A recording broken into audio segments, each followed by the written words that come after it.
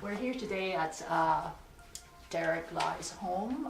Derrick is principal for Prop Architects. Did I say it right? Derrick is a local Toronto designer, and today we're gonna tour his home, and he's gonna show us, things that he's done to a typical condo, and design solutions that may be useful for condo dwellers.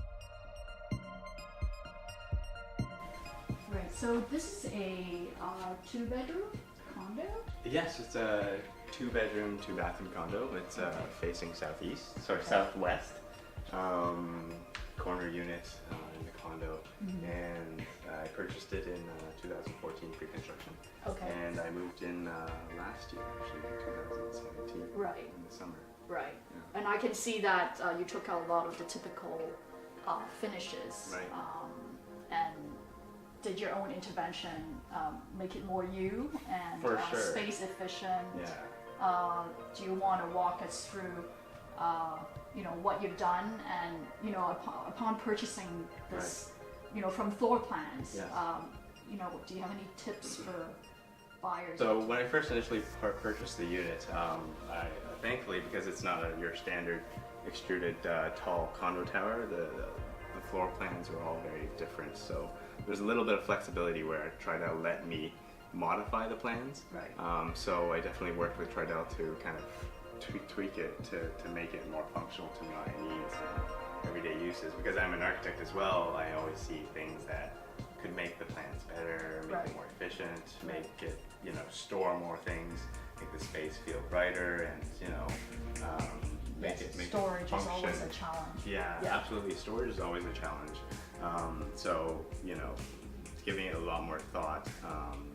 When I bought it when I got the unit, I had about 3 years to think about what I would do to the unit to make it exactly how I would want it. And of course, budget is always concerned. Yeah. So I'd have to kind of think about how to keep that in mind and not spend too much, but make sure that I might capture the value back and even make money afterwards if I ever sell the unit. That's right. How do you prevent from over-designing? Over-designing, you have to have a budget in mind, right? Right. And you have to kind of keep, you have to set an amount and you have to kind of stick to that, right? You don't want to spend, way more than what you might capture in the future for your unit when you sell it. Right, because after all, it's like most condos are cookie cutter. Right. And you don't want to put in 30% and then in 5 years you don't get that. Exactly. Yeah. Right. So even though it is for your personal enjoyment. Yes. Yeah. So I always tell clients to aim for everything that you want.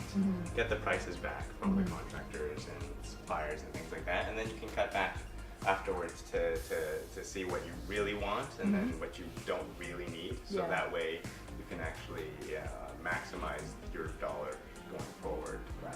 So I definitely recommend that you kind of design everything that you want to have in the unit, and then see where you can pick and choose. Pick cheaper finishes, make things smaller, buy furniture instead of getting it custom, and going better that way. Right. Right.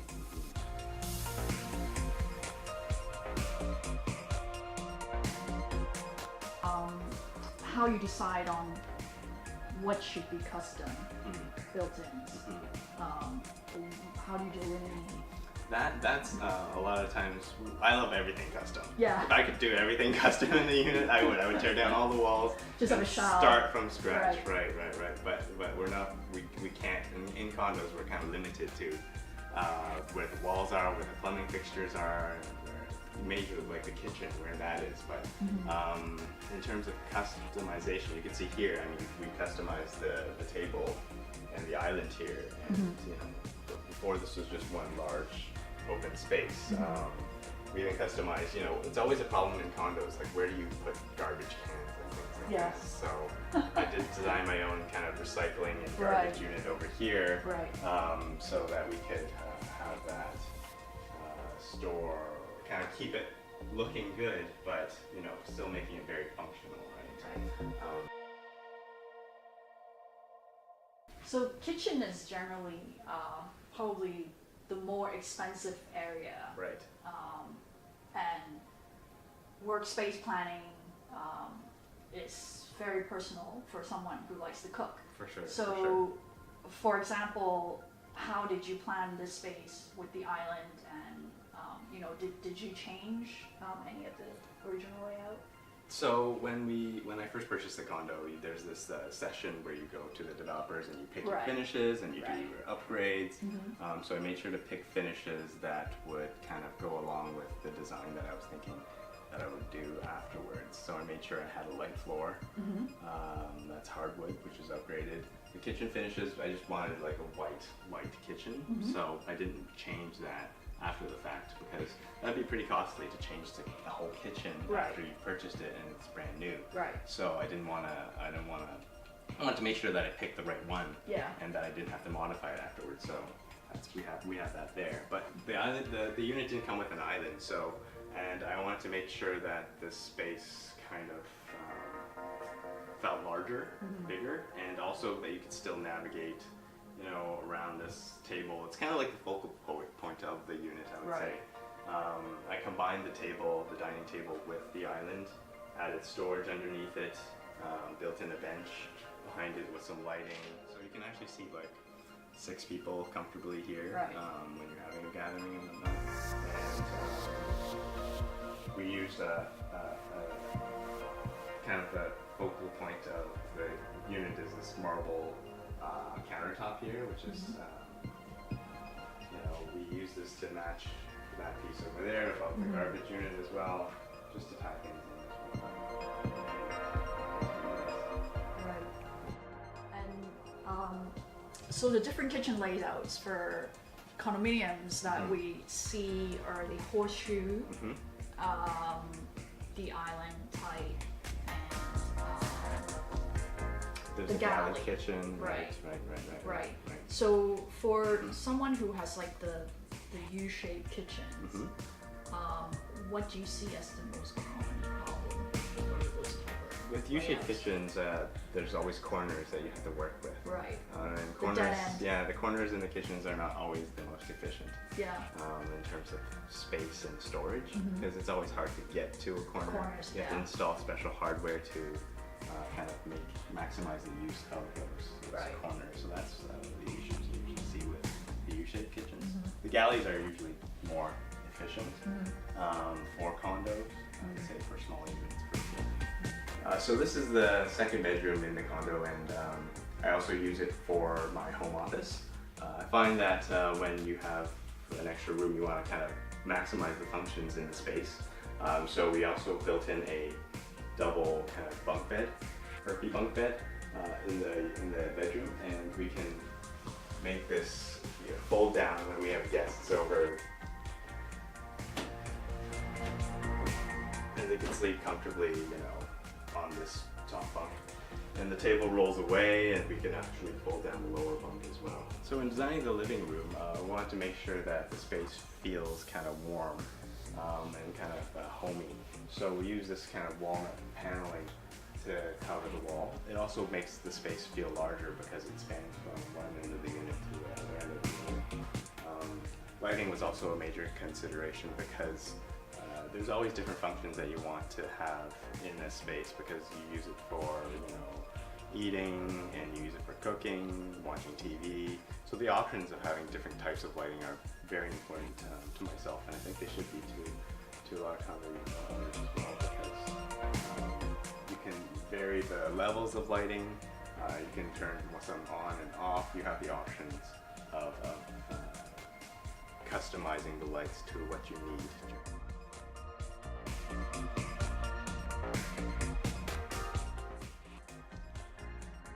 For this bedroom here, it's opened up by using glass.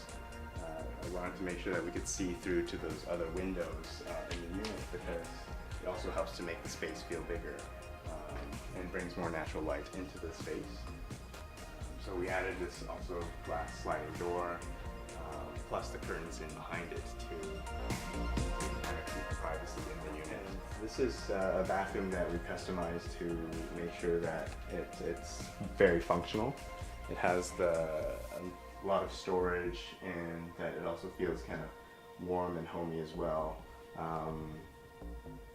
The items in here were kind of not standard developer finishes. We've kind of upgraded it to personal tastes and to make it feel very inviting.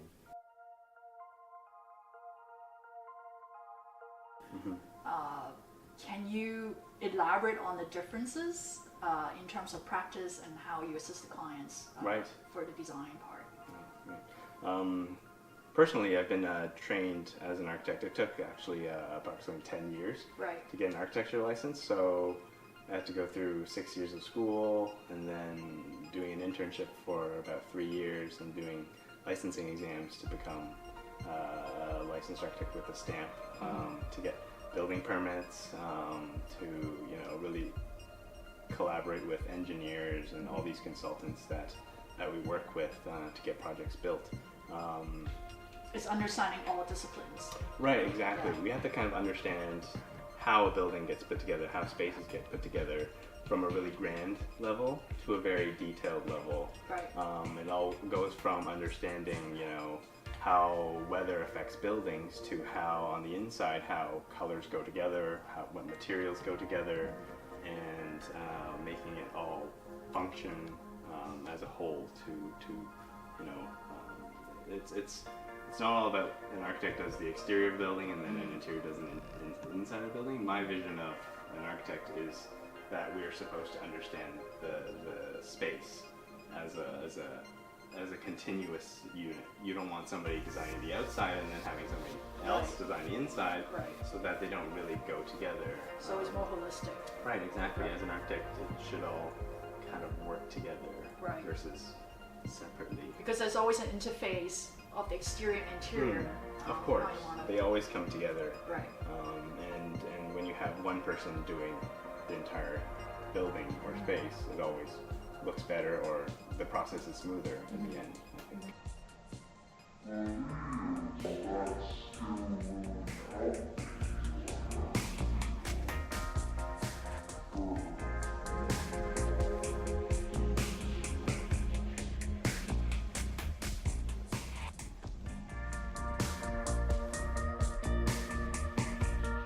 So Derrick, for somebody who is thinking of buying a condo from a builder, from floor plans, would you suggest that they consult an architect first if they're thinking of customizing the space?